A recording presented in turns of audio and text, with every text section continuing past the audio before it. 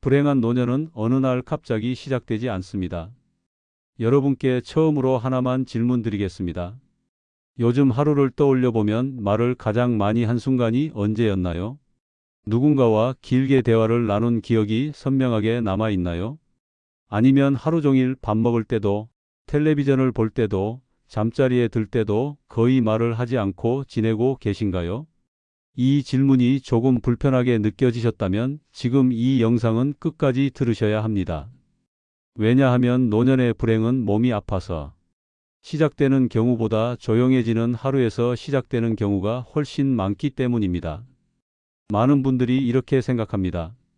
아직 아픈 데는 없다. 큰 병도 없다. 그럼 괜찮은 거 아니냐?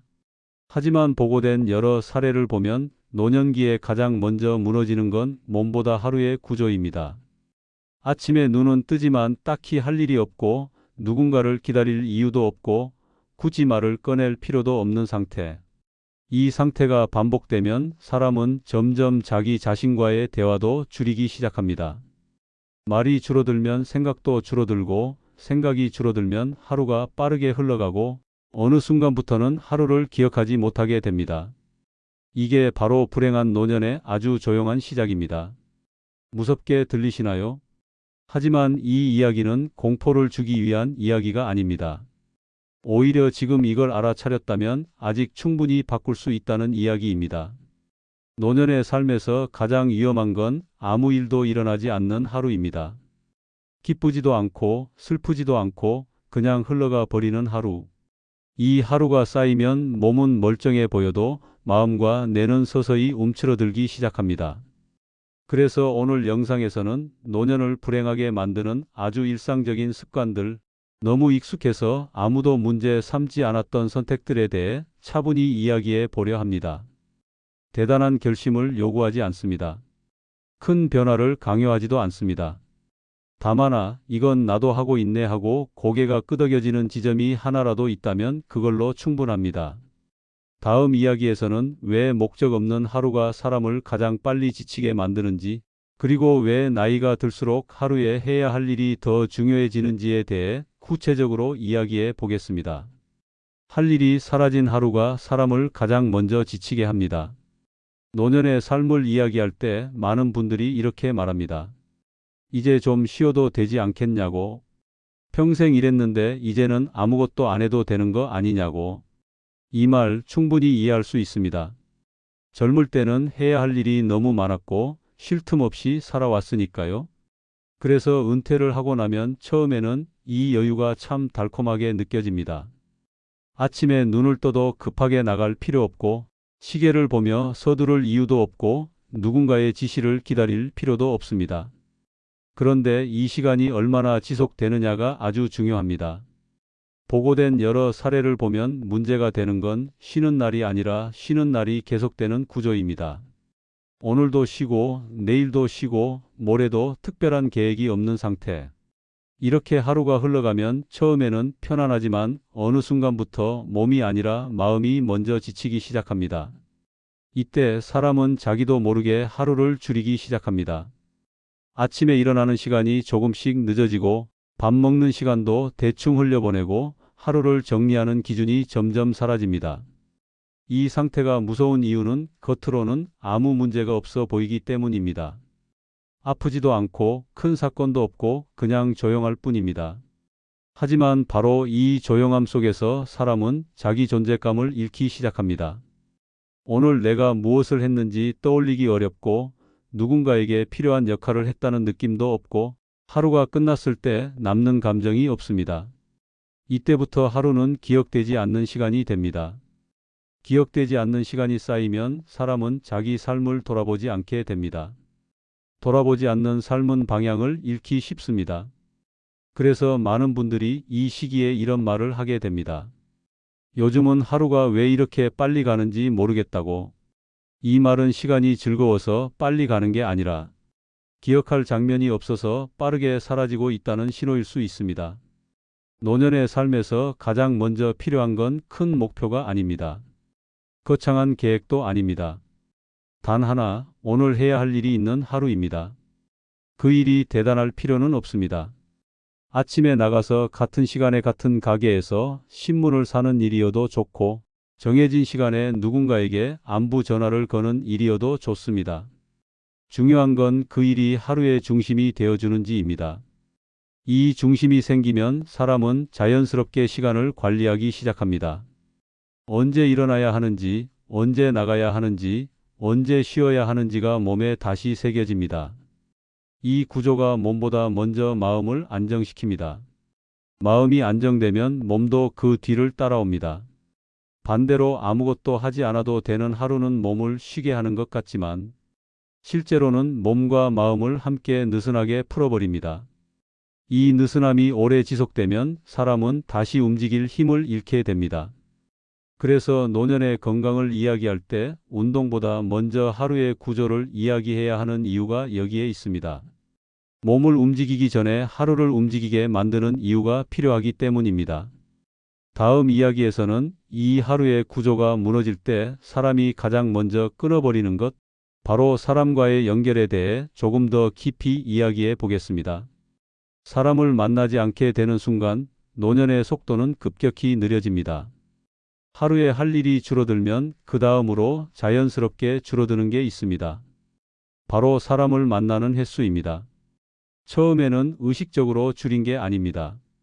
굳이 나갈 이유가 없고 먼저 연락하기도 애매하고 괜히 귀찮을 것 같아서 다음에 해야지 하며 미루게 됩니다. 그러다 어느 순간 며칠 동안 아무와도 직접 대화를 나누지 않았다는 걸 뒤늦게 알아차립니다. 이때도 대부분은 대수롭지 않게 넘깁니다. 혼자 있는 게 편하니까. 이 나이에 무슨 사람 타령이냐. 조용한 게 오히려 좋다. 이 말들 틀린 말 아닙니다. 문제는 이 상태가 길어질 때입니다. 보고된 여러 사례를 보면 노년기에 사람을 만나는 빈도가 줄어들수록 가장 먼저 나타나는 변화는 외로움이 아니라 반응 속도입니다. 대화에 바로 반응하는 힘, 상대 말에 맞춰 생각을 정리하는 능력, 표정과 말투를 읽는 감각이 조금씩 느려집니다. 이 변화는 눈에 잘 띄지 않습니다. 그래서 더 위험합니다. 사람은 사람과 대화할 때 생각을 가장 많이 씁니다. 무슨 말을 할지 고르고 어떻게 말할지 정리하고 상대 반응에 맞춰 다시 판단합니다. 이 과정이 뇌를 움직이는 가장 자연스러운 훈련입니다. 그런데 이 기회가 줄어들면 뇌는 쓸 일이 없는 기능부터 조용히 내려놓기 시작합니다. 이건 특별한 병이 있어서가 아니라 사용 빈도가 줄어들어서 나타나는 변화입니다. 그래서 사람을 덜 만나게 되면 이런 말이 늘어납니다. 요즘 말이 잘 안 떠오른다. 생각이 좀 느려진 것 같다.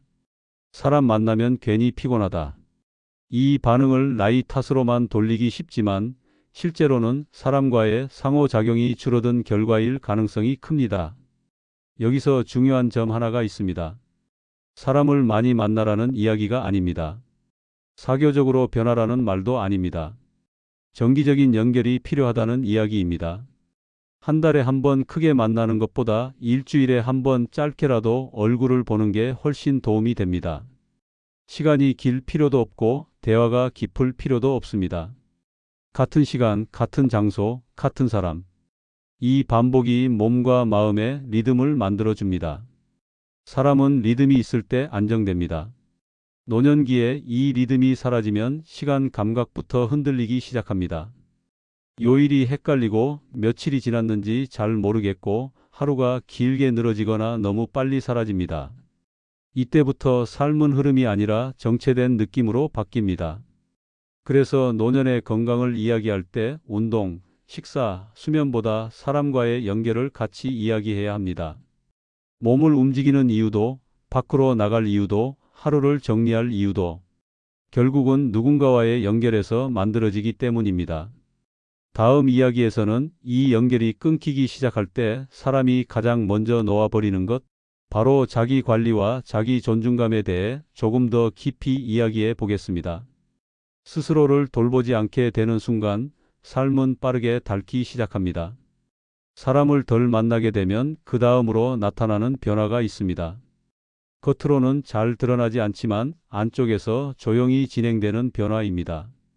바로 자기 자신을 대하는 태도입니다. 처음에는 아주 사소한 것부터 시작됩니다. 아침에 일어나도 옷을 대충 입게 되고 머리를 정리하는 시간이 줄어들고 거울을 보는 횟수도 점점 줄어듭니다. 누가 보는 사람이 없으니까.